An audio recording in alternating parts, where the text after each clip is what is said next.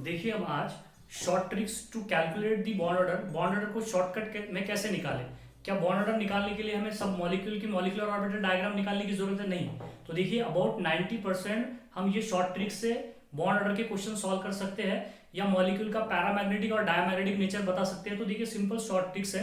तो चलिए शुरू करते हैं यहाँ पे कि बॉन्ड ऑर्डर को हम मॉलिक्यूल को देखते वक्त कैसे बॉन्ड ऑर्डर बोले। हमको यहाँ पे मॉलिक्यूलर ऑर्बिटल डायग्राम निकालने की जरूरत नहीं है, सिर्फ मॉलिक्यूल को देखना है, उसके अंदर कितने नंबर ऑफ इलेक्ट्रॉन्स है, उसके बिहाफ पे आप बता सकते हो कि उसकी बॉन्ड ऑर्डर क्या रहने वाली है और साथ ही साथ उसका मैग्नेटिक नेचर क्या रहेगा, पैरामैग्नेटिक रहेगा या डायमैग्नेटिक रहेगा। तो सबसे पहले क्या करना है आपको, देखिए यहाँ पे सबसे पहले आपको लिखना है that is number of electron. Number of electron यहाँ पे लिखेंगे हम, दैट इज बॉन्ड ऑर्डर। अब शुरू कहां से करना है यहाँ पे ध्यान रखिएगा आप, मैंने यहाँ से 9 इलेक्ट्रॉन से स्टार्ट कर दिया। कोई मॉलिक्यूल है जिसमें 9 इलेक्ट्रॉन है, 9 इलेक्ट्रॉन हो जाए, देन 10 हो जाए, देन कितना हो जाए दैट इज 11 हो जाए, देन 12, देन क्या हो जाए 13, देन क्या हो जाए 14, देन यहाँ पे हमारे पास 15 इलेक्ट्रॉन हो जाए, देन 16 हो जाए, देन 17, सॉरी कितना हो जाएगा 17 हो जाए, देन 18 हो जाए और यहाँ पे लास्ट में हम लिख देंगे 19 इलेक्ट्रॉन। अब देखिए किसी भी मॉलिक्यूल में अगर आपको इलेक्ट्रॉन अगर निकालते आ गए तो आप बॉन्ड ऑर्डर आसानी से बता सकते हो। तो देखिए जो नीट में या जेईई में क्वेश्चन पूछे जाते हैं उसमें से अबाउट 90 to 95% क्वेश्चन इसी शॉर्ट ट्रिक से आप सॉल्व कर सकते हो। अब देखिए किसी मॉलिक्यूल में अगर 14 इलेक्ट्रॉन है, कितने इलेक्ट्रॉन है 14 इलेक्ट्रॉन है, जैसे कि नाइट्रोजन में अभी थोड़ी देर पहले बताया, नाइट्रोजन में है CO+ में 14 इलेक्ट्रॉन है। तो अगर किसमें 14 इलेक्ट्रॉन है तो आप लिख दोगे उसकी बॉन्ड ऑर्डर यहाँ पे 3 लिख दोगे, 3.0 या 3 लिख दोगे। बस इतना ध्यान रखना है आपने, जिस किसी भी मॉलिक्यूल में टोटल नंबर ऑफ इलेक्ट्रॉन 14 आ जाए तो उसकी बॉन्ड ऑर्डर कितनी हो जाएगी, दैट इज 3.0 या 3 लिख दोगे आप, चलेगा 3 भी लिख दो तो कोई प्रॉब्लम नहीं है। अब यहाँ पे देखिए अब बॉन्ड अगर नंबर ऑफ इलेक्ट्रॉन अगर 13 हो गए तो 2.5 माइनस 1.5 माइनस कर दो यहाँ से। देखिए दोबारा से सुनिएगा, अगर इलेक्ट्रॉन 14 हो गया तो बॉन्ड ऑर्डर कितनी होगी 3.0 या 3 बोलोगे आप। अगर एक इलेक्ट्रॉन कम हो जाए मतलब 13 हो जाए इलेक्ट्रॉन तो बॉन्ड ऑर्डर 0.5 से डिक्रीज कर दो, मतलब यहाँ पे 13 इलेक्ट्रॉन के लिए कितनी रहेगी बॉन्ड ऑर्डर 2.5 रहेगी। अब 12 इलेक्ट्रॉन एक इलेक्ट्रॉन और माइनस हो गया तो बॉन्ड ऑर्डर और 0.5 से डिक्रीज हो जाएगी, तो कितनी हो जाएगी 2.0 और कितने से हो जाएगी दैट इज 1.5, मतलब 0.5 से डिक्रीज हो रही है और कितने से डिक्रीज हो जाएगी दैट इज 0.5 से डिक्रीज हो जाएगी तो 1.0 हो जाएगी और 0.5 से डिक्रीज हो जाएगी तो कितनी हो जाएगी दैट इज 0.5 हो जाएगी, 0.5 हो जाएगी। बात समझ में आ रही, सिंपल बात है। आप ऊपर जा रहे हो या नीचे आ रहे हो तो बॉन्ड ऑर्डर को क्या करना है, जैसे ही आप ऊपर जाओ चाहे आप नीचे आओ तो बॉन्ड ऑर्डर को 0.5 से क्या करना है डिक्रीज करना है। अब नीचे आ जाओ 15 इलेक्ट्रॉन हो जाए तो बॉन्ड ऑर्डर कितनी हो जाएगी 0.5 से डिक्रीज कर दो 2.5 हो जाएगी। 16 इलेक्ट्रॉन आ जाए तो बॉन्ड ऑर्डर कितनी हो जाएगी, बॉन्ड ऑर्डर हो जाएगी 2.0। अगर 17 इलेक्ट्रॉन हो जाए, 17 इलेक्ट्रॉन हो जाए तो 1.5, 18 इलेक्ट्रॉन हो जाए तो कितनी होगी 1.0, 19 इलेक्ट्रॉन हो जाए तो कितनी होगी 19 इलेक्ट्रॉन हो जाए तो 0.5 हो जाएगी, क्या हो जाएगी 0.5। तो देखिए इतनी सिंपल ट्रिक है कि आप नंबर ऑफ इलेक्ट्रॉन देख के बता सकते हो कि बॉन्ड ऑर्डर होगी क्या।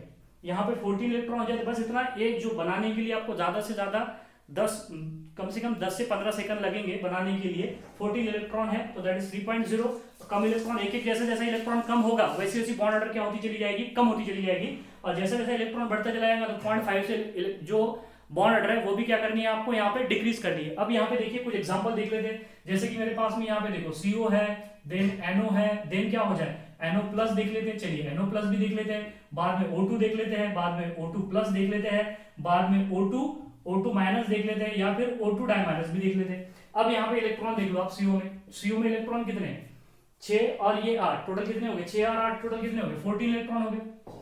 6 देखो कार्बन, इसका एटॉमिक नंबर 6 है, इसका एटॉमिक नंबर 8 है तो 6 + 8 = 14 हो गए। तो बॉन्ड ऑर्डर क्या हो जाएगी इसके लिए बॉन्ड ऑर्डर क्या हो जाएगी 14 इलेक्ट्रॉन के लिए कितनी हो जाएगी 3 हो जाएगी। तो देखो CO की बॉन्ड ऑर्डर कितनी होगी 3 होगी।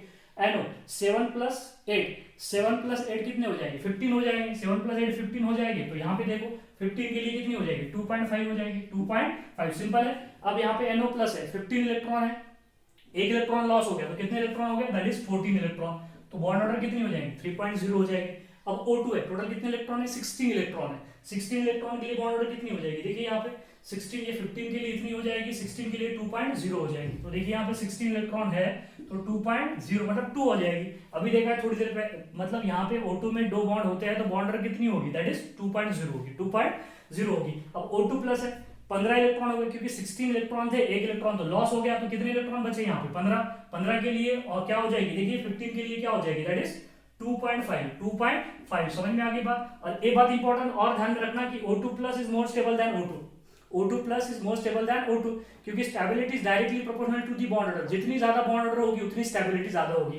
तो देखिए O2 प्लस में बॉन्ड ऑर्डर 2.5 है, O2 में बॉन्ड ऑर्डर कितनी है 2.0 है। समझ में आ रही है बात है। तो यहाँ पे O2 plus is more stable than O2 रहेगा। अब यहाँ पे O2 निगेटिव है, टोटल 17 इलेक्ट्रॉन है।